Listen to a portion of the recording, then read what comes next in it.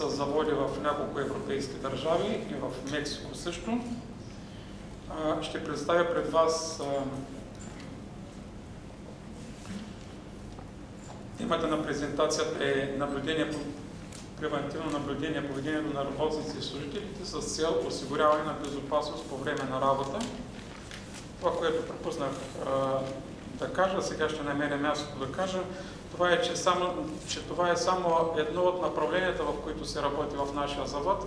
Тук в тази презентация няма да говоря за техническите мерки, които се извършват, които се предприемат в завода за подобряване на безопасността. Първото, на което ще ви обърна внимание, това са принципите на фирмената философия за безопасност. Открих ги и в предишните презентации на колегите. Първият принцип това е, че всички злополуки, професионални заболявания могат да бъдат предотвратени. С тази цел те трябва да бъдат анализирани. Това го правим ние при нас.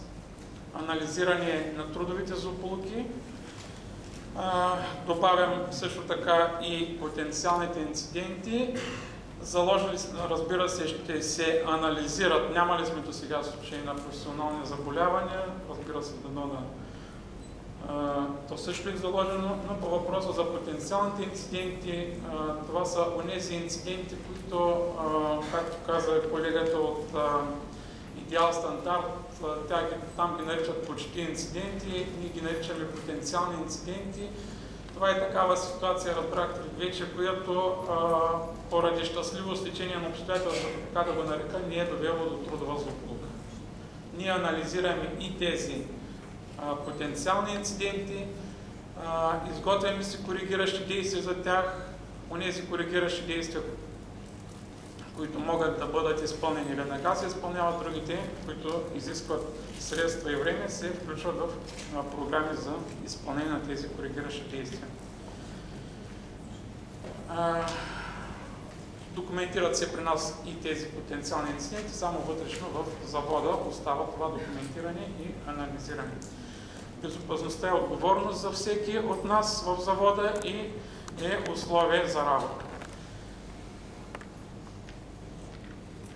Тук на това място искам малко да кажа това, че ежедневно при сутрешните ни оперативки, които се правят по участъци в завода, винаги първото нещо, с което се започва, това е точката по безопасност. Там се докладват инциденти, които са станали от предишния ден и се реагира своевременно. Обучението е основен елемент от безопасността. Много и сериозно се залага на обучението във всичките му форми, започвайки в началото с началния инструктаж, който провеждаме по безопасност, след това инструктаж на работното място, когато постъпващите хора влязат на работа в завода. Също се прави и с всички външни фирми, които влизат да работят в завода. Тук ще спомена едно обучение, което се прави при нас. Това е така нареченото встъпително обучение в рамките на 3 дена с откъсване от производството. Се води това обучение от край до край за целия завод с участъците, с технологичния процес. Другото, което е заложено в фирмената политика, фирмената философия, това са проверките за безопасност и утвърждаването на практиките за безопасна работа и коригиране на всички опасни действия. Безопасността е важен елемент от всички действия за безопасност и последното, предотвратяването на злополуките и професионалните заболявания без тези средства. Затова смятам, че всичко е ясно.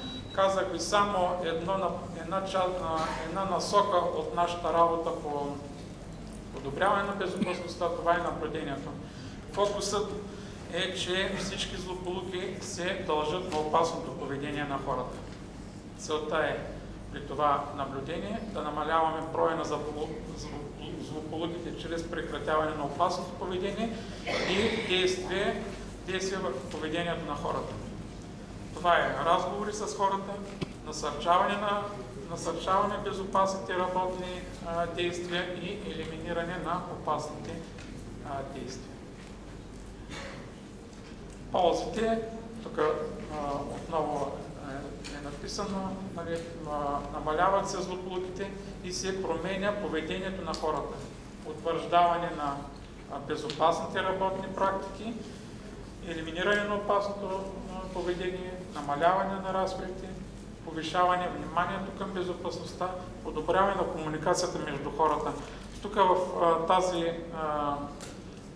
тази връзка за комуникацията между хората, аз споменах, че при нас сутрешните оперативки и другото, което сутрешните оперативки, в които първата част е безопасността, след това седмично се правят такива срещи по участъци, които са в завода.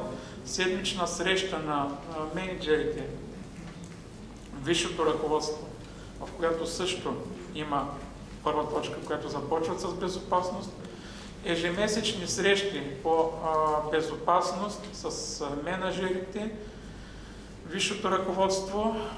Там се дискутират всякакви въпроси, постъпили от участъците по въпросите за безопасността, хода на изпълнението на коригиращи действия от инцидентите, от потенциалните инциденти, превантивните действия, които се предлагат от работниците и служителите да се предприемат. Това се дискутира на тези месечни съвещания и, разбира се, тримесечните срещи на Комитета по условия на труд. Това е все в духа на комуникацията и подобряване на вниманието към безопасността. Това е наблюдението по безопасност, цикъла за наблюдение, който се прави, който го следваме. Решавам, спирам, наблюдавам, действам и докладвам. Решавам да правя наблюдение по безопасност. Всичките ми действия са насочени към одита по безопасност. Прекратяваме всякаква друга работа и отиваме на мястото, където ще се наблюдава поведението на хората. Спираме на мястото. Спираме, а не само мимоходом да минем и да констатираме нещо нередно и да използваме след това да си попълним контролния лист. Наблюдаваме компонентите, които след малко ще ви покажа за кои става въпрос. Действам. Това действие е разговор с хората. Разговор с хората, които сме ги наблюдавали. Да поощрим безопасната работа на хората и съответно, ако нещо опасно сме забелязали при тях, да направим така дискретна забележка. И накрая докладвам, това е пълва се един контролен лист за наблюдение. Компонентите за наблюдение. Лични предпазни средства.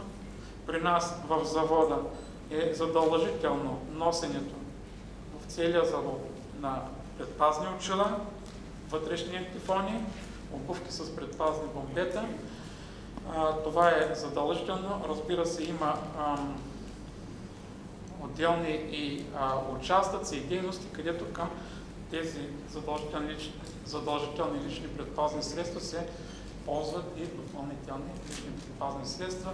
Било то целулицеви щитове за лицето, престилки за защита на торса на човека, ръкавиците. Другото, което се наблюдава, положение на тялото. Положение на тялото, евентуално опасности от падане, удар в предмет, контакт с висока температура, неудобни положения на тялото, монотонност на работата. Реакция на хората, тук малко ще внеса пояснения за това, което е написано. Реакция на хората в смисъл такъв, когато се спрем, то винаги се спираме така, че да не пречим на работника като работи, но той, когато ни забележи, че сме се спрели до него и го наблюдаваме, ако нещо не му е наред, той започва да се поправя. Я очилата ще смъкне, я ще си намести антифоните, нали, я ще си закопчее. Затова си има преди такива реакции на хората. Също в този дух реорганизация на работата и така нареченото изключване и заключване, за което колежката също споменава. Наблюдаваме инструментите, които се ползват и оборудването, дали са подходящите за работата, дали са в добро състояние и дали се използват правилно. И написано е на последните места процедурите и ред и чистота.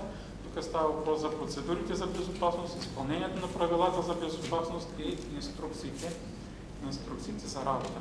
Изискаме от хората те сами да се казват, да ги показват тези процедури и изискаме от тях да разберем дали ги познават, дали ги знаят, дали ги спазват, дали са подходящи за работата им и самите те да станат инициатори за тяхното подобряване. В случая, ако нещо, разбира се, от хора са писани тези процедури, вътрешни наши, ако е необходимо да се подобрят, изискваме го от тях, те да си дадат мнението, така наречените отворени въпроси за събеседване. Това е контролният лист за наблюдение, за който ви говорих по тези компоненти за наблюдението. Казах ви, накрая се попълва един доклад и всичко това е анонимно. Анонимно за работника, който е наблюдаван. Не се пише име на човека. Накрая всеки такъв одит за безопасност завършва с разговор с хората. Много изискваме и държим хората да разговарят, т.е.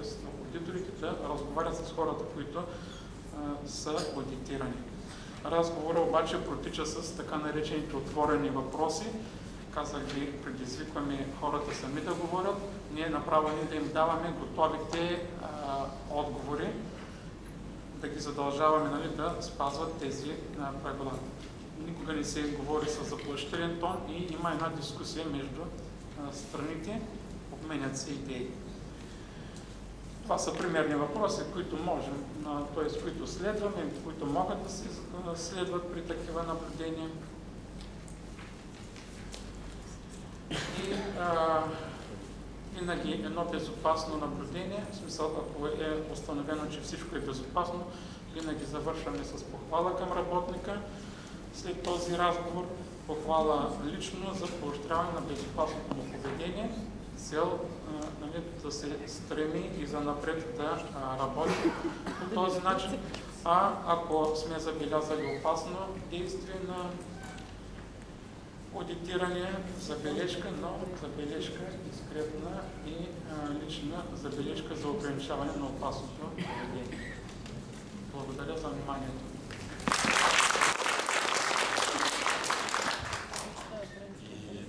И аз благодаря. Различни практики виждате. Аудиторията остава сама да прецени коя от тях би могло да въведе в предприятието, което представлява. Но понеже говорим за отношението на работниците, преди да дам